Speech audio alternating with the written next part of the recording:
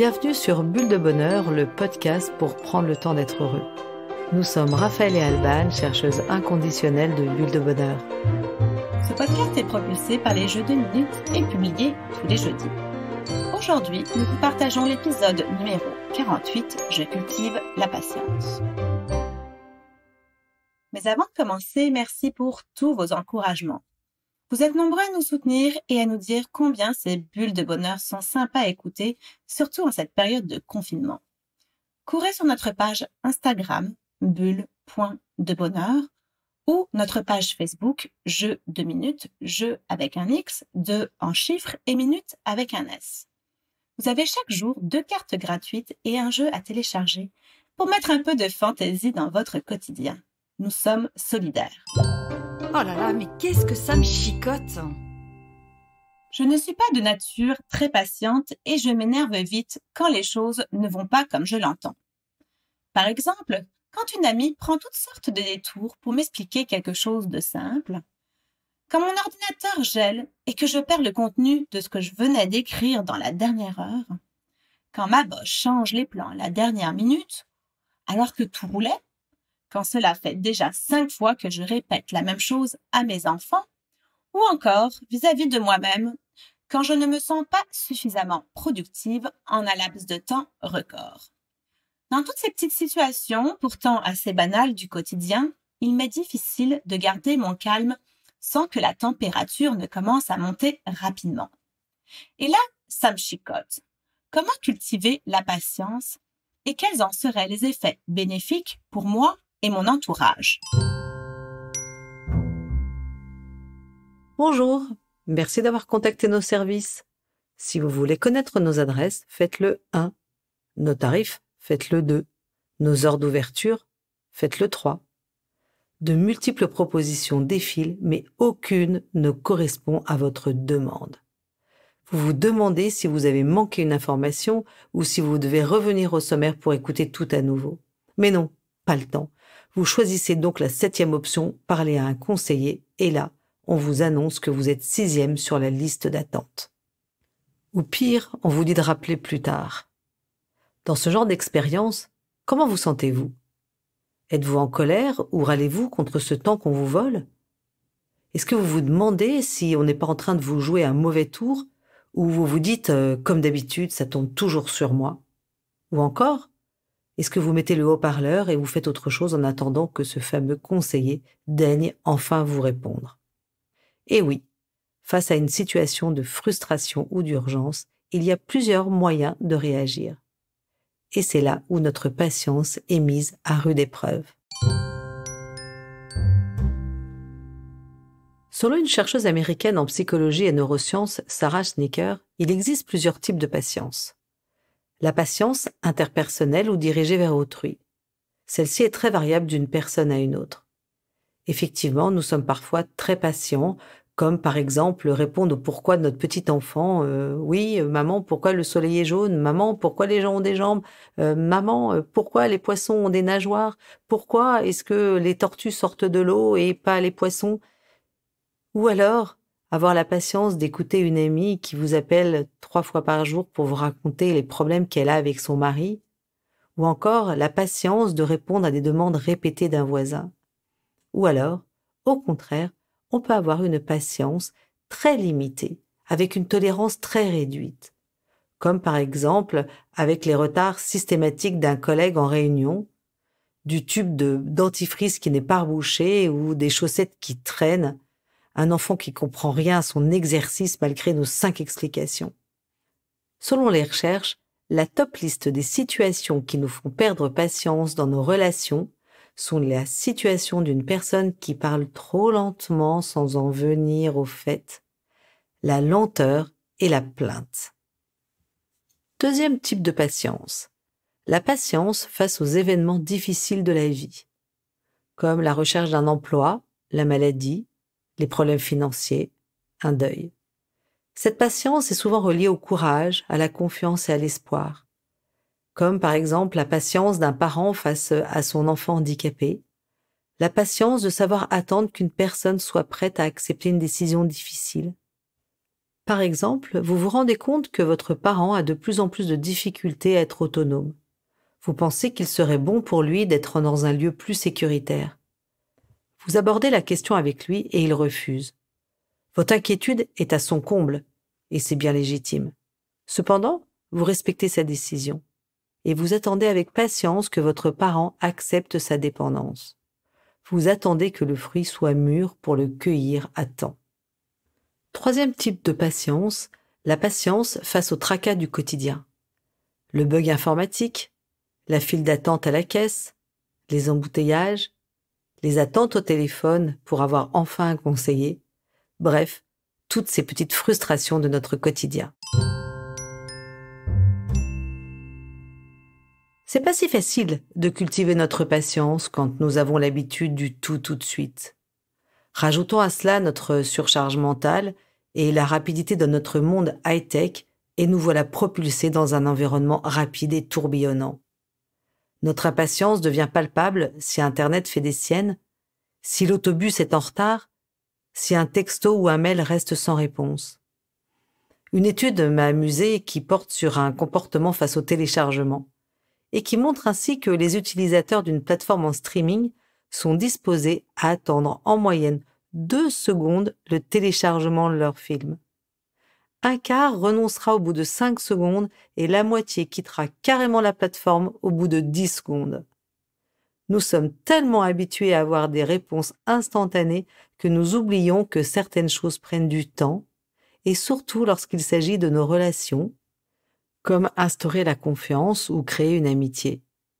Besoin de patience aussi dans nos apprentissages. Est-il possible d'apprendre à jouer d'un instrument de musique sans patience ? D'apprendre une langue étrangère sans patience ? Besoin de patience aussi pour la nature. Pouvons-nous tirer sur les plantes pour qu'elles poussent plus vite ? Sans parler du confinement que nous expérimentons tous à travers le monde, nécessite de la patience. Toutes ces situations, comme nous venons de le voir, nous apprennent à expérimenter cette patience. Allez, je change de regard. Que pouvons-nous pratiquer pour cultiver la patience ? Première piste, respirer. Respirer peut sembler un conseil inutile car évident. Et pourtant, vous seriez surpris du nombre de personnes qui ne prennent pas le temps de respirer ou qui respirent mal. La respiration fait partie des petits trucs utiles pour apprendre à savourer l'instant présent. On en a parlé dans notre bulle de bonheur numéro 25.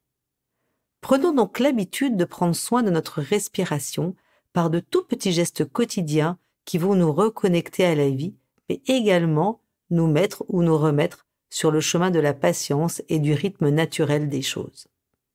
Alors, première possibilité, commencer sa journée avec 3 grandes respirations. C'est assez libérant. Deuxième possibilité, ralentir sa respiration dans n'importe quelle situation d'attente en pratiquant notamment ce qu'on appelle la cohérence cardiaque. Ça, vous pourrez aller regarder sur Internet, vous trouverez beaucoup de choses, c'est très intéressant à travailler. Et c'est une méthode qui est reconnue pour aider à gérer le stress et les émotions. L'exercice recommandé est de pratiquer 6 respirations par minute, soit inspirer sur 5 secondes et expirer sur 5 secondes, et le tout 6 fois pendant 5 minutes et 3 fois par jour. Troisième possibilité, se centrer sur sa respiration pour s'accorder une pause mentale pour favoriser la concentration, c'est-à-dire s'écouter respirer tout simplement. Avez-vous déjà pris conscience de ce qui se passe dans votre corps quand vous vous nourrissez d'air ? Vos côtes s'ouvrent et se referment, votre ventre qui se gonfle et se dégonfle, votre diaphragme qui bouge. Rien que cette observation fait du bien. Deuxième idée pour cultiver la patience, c'est être en pleine conscience. Quand vous réalisez vos activités, essayez d'être pleinement connecté à tous vos sens. Dans nos bulles de bonheur sur le temps et sur l'instant présent, c'est-à-dire les numéros 2 et numéro 25, nous vous avions donné des exemples pour être dans la pleine conscience de ce que vous vivez. C'est-à-dire concentrer toute votre attention sur ce que vous faites, Par exemple, quand vous mangez ou quand vous prenez votre douche. Être aussi à l'écoute de ce qui vous entoure, comme la nature, vos voisins, ceux qui vivent avec vous.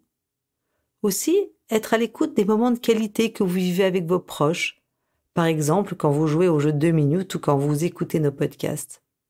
Bref, votre quotidien vous offre de multiples occasions de pratiquer. Et la science le prouve. Être en pleine conscience régulièrement rend plus patient. Troisième idée pour cultiver la patience. Pratiquer la gratitude. Et oui, voilà encore un autre bienfait de la gratitude. Être simplement reconnaissant aide à être plus patient. La gratitude nous amène en effet à être moins centrés sur nous-mêmes et sur l'immédiateté, donc à être moins avides de reconnaissance immédiate. Or, ce besoin de reconnaissance immédiate serait une des principales sources de notre impatience. Alors, développez votre gratitude. Pensez à écouter notre bulle de bonheur numéro 20 sur la gratitude et vous découvrirez tous les moyens que vous avez pour développer cette attitude. Quatrième idée pour tenter de cultiver la patience, c'est changer de perspective. Changer de perspective pour s'entraîner à voir sous un autre angle la personne ou la situation qui génère chez vous de l'impatience. C'est une façon de prendre du recul par rapport à ce que vous vivez, en regardant par exemple la situation à travers les yeux de la personne qui vous agace. Effectivement, vous pouvez vous mettre à la place de votre fille de 14 ans qui vous horripile et vous vous demandez « mais qu'est-ce qui l'amène à réagir comme ça ? Est-ce que je partage des traits de caractère avec elle ?» Ou alors en regardant ce que la situation vous offre d'autre. Le retard de mon ami me permet d'avancer dans mon livre, la file du bus me donne le temps de répondre à tous mes textos. Il ne s'agit pas de refouler ces émotions désagréables ou de nier les difficultés, au contraire. Ce changement de regard et cette prise de recul a des effets très puissants. Il permet d'économiser son énergie, de prendre du temps pour nommer ses émotions, et ça évite des sentiments destructeurs comme la rumination ou les reproches.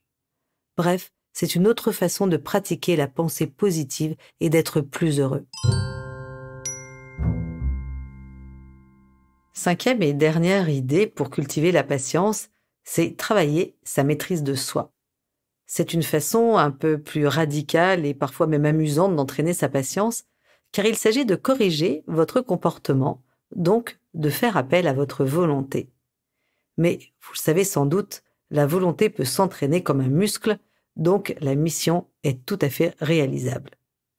L'idée ici est donc de vivre des expériences qui vont à l'encontre de vos habitudes de façon à renforcer votre self-control. Par exemple, si vous êtes droitier, faites vos gestes du quotidien avec la main gauche. Ouvrir la porte, prendre quelque chose dans un placard, allumer la lumière. Pratiquez tout ça pendant 2 semaines et vous aurez une bien meilleure maîtrise de vos impulsions. Vous pouvez également vous lancer des petits défis en décidant d'affronter des situations où vous perdez habituellement rapidement patience. Par exemple, quand vous appelez à table et que tous mettent un temps fou à arriver malgré que vous ayez prévenu de l'heure du repas, au lieu de perdre patience, de ruminer, de vous dire que vous n'êtes pas respecté dans ce que vous faites, que ça va être froid, que ça vous énerve, faites autre chose en attendant. Peut-être que vous avez un WhatsApp à répondre ou une musique à écouter ou un rangement à terminer. Et la minute qui vous paraissait si longue et exaspérante sera peut-être perçue différemment. Et qu'est-ce que nous apporte la patience ? La patience, contrairement à ce qu'on entend quelquefois, est bien différente de la passivité ou de l'inaction. La patience est une aptitude dont les bienfaits sont reconnus depuis longtemps par la philosophie, les religions et aujourd'hui par la science. C'est intéressant d'ailleurs de voir comment la vision de la patience a évolué en fonction des contextes socio-historiques. D'abord vue par le chasseur préhistorique comme une nécessité, la patience est ensuite devenue une vertu, c'était la force de l'âme. Aujourd'hui, elle est considérée comme une qualité qui s'apprend et se développe. Et ça, c'est une bonne nouvelle. Alors, exit l'excuse « être impatient, ça c'est mon caractère, de toute façon, je suis comme ça ». Autre bonne nouvelle. Cultiver la patience a de nombreux avantages. Il existe en effet un lien entre la patience et le bien-être. Les gens plus patients gèrent mieux leurs émotions face au stress.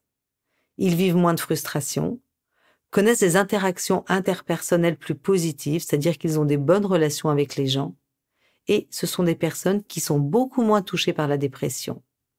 D'autres études aussi ont pu montrer que les personnes patientes s'en sortent mieux dans la vie et sont surtout plus heureuses. Et hop, je me lance. Si je résume, 1. Vouloir le tout de suite nous fait oublier la nécessité et les avantages de la patience. 2. La patience favorise notre bien-être, nos relations et nous met sur le chemin du bonheur. Et 3.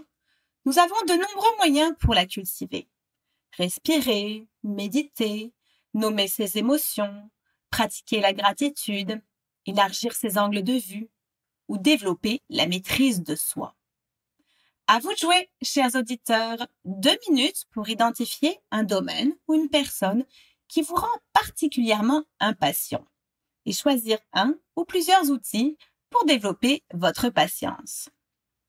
Et pour terminer, notre petite mousse de la semaine est de Mathieu Ricard. Si vous voulez une récolte, il faut avoir la patience de faire pousser le blé jusqu'à maturité. Si vous tirez sur le blé en herbe, il ne donnera rien. Avec Bulle de Bonheur, prenez le temps d'être heureux. Merci pour votre écoute. Si vous avez aimé, dites-le nous avec 5 étoiles.